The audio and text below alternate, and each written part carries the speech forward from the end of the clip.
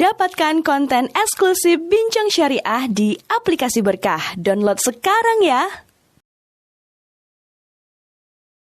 Assalamualaikum warahmatullahi wabarakatuh. Sahabat Bincang Syariah, dalam rumah tangga, kultur masyarakat kita menjunjung tinggi seorang suami sebagai kepala keluarga. Tidak jarang, anggapan ini menjadikan suami merasa dirinya pantas dihormati oleh istri, meski dirinya tidak menjalankan kewajiban sebagaimana mestinya. Bila kita coba untuk berselancar di mesin pencari seperti Google tentang istri yang durhaka kepada suami, hasilnya sangat banyak. Namun, bila kita mencari bagaimana suami durhaka kepada istri, hasilnya nyaris tidak ada. Padahal, tidak menutup kemungkinan banyak sekali suami di luar sana yang tidak memenuhi kewajibannya kepada istri, tetapi masih menganggap dirinya superior alias lebih hebat daripada istrinya. Nah, di antara ciri-ciri suami yang durhaka kepada istri, pertama, suami yang tidak menafkahi istri baik lahir maupun batin. Para suami biasanya merasa lebih unggul dibanding istrinya. Pijakannya melulu pada surat An-Nisa ayat 34, A'udzubillahi minasyaitonirrajim, Ar-rijalu qawwamuna 'alan nisa bima faddalallahu ba'dahum 'ala ba'din wa bima anfaqu min amwalihim. Yang artinya, laki-laki dalam hal ini suami adalah penanggung jawab atau lebih unggul atas para perempuan alias istri, karena Allah telah melebihkan sebagian mereka, yakni laki-laki, atas sebagian yang lain, yakni perempuan, dan karena mereka laki-laki telah menafkahkan sebagian dari hartanya.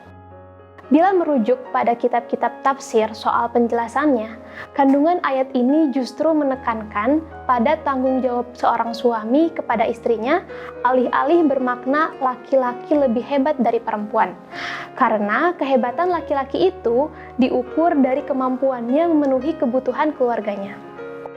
Imam At-Tabari misalnya, dalam karyanya Jami'ul Bayan an Ta'wili Ayil Quran, menafsirkan penggalan firman Allah di atas bahwa bukti kelebihan laki-laki atas perempuan adalah ketika suami memberikannya mahar dan nafkah serta memenuhi segala kebutuhannya.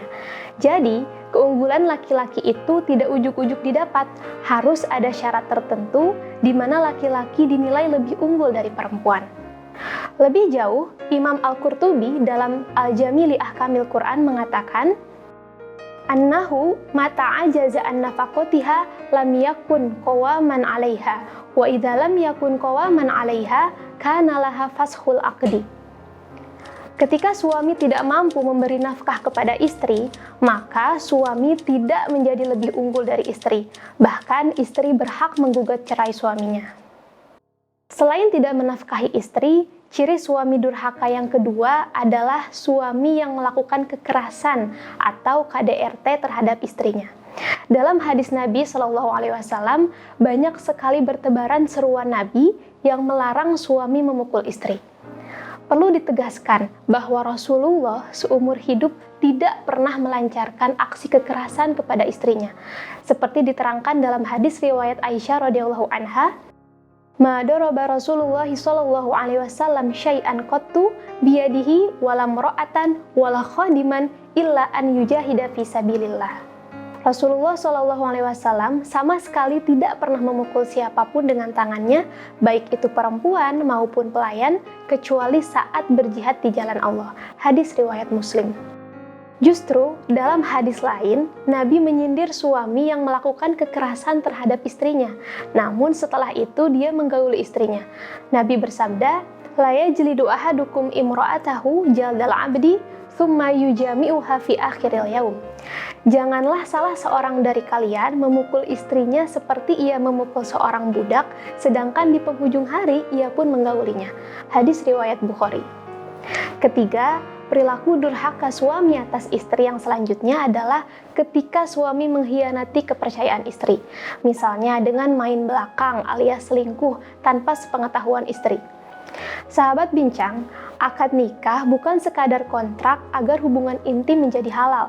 Namun lebih dari itu, akad nikah adalah amanah Allah sekaligus janji suci yang sangat berat, mitsaqon ghalizo, yang sama-sama harus dijaga oleh kedua pasangan. Salah satunya dengan cara menjaga kepercayaan satu sama lain dan tidak berbuat khianat dengan cara berselingkuh. Allah Ta'ala berfirman dalam surat Al-Anfal ayat 27, A'udzubillahi minasyaitonirrajim. Ya ayyuhalladzina amanu la takhunullaha war rasula wa takhunu amanatikum wa antum ta'lamun. Yang artinya, hai orang-orang yang beriman, janganlah kamu mengkhianati Allah dan Rasul Muhammad, dan juga janganlah kamu mengkhianati amanat-amanat yang dipercayakan kepadamu sedang kamu mengetahui. Terakhir, ciri yang keempat adalah suami yang tidak memperlakukan istri dengan baik. Misalnya, suami yang gemar merendahkan istrinya, baik verbal maupun nonverbal. Dalam satu hadis diceritakan bahwa sahabat Muawiyah al-Qushairi datang kepada Rasulullah lalu berkata, "Bagaimana pendapat engkau ya Rasul mengenai istri-istri kami?" Nabi pun bersabda, "Berilah mereka makan dari apa yang kalian makan, dan berilah mereka pakaian dari apa yang kalian pakai. Dan janganlah kalian memukul mereka, serta menjelek-jelekan mereka dengan perbuatan atau cacian." Hadis riwayat Abu Dawud dan An-Nasai. Dalam riwayat lain, Rasulullah juga bersabda, "Khairukum khairukum li ahlihi, wa ana khairukum li ahli."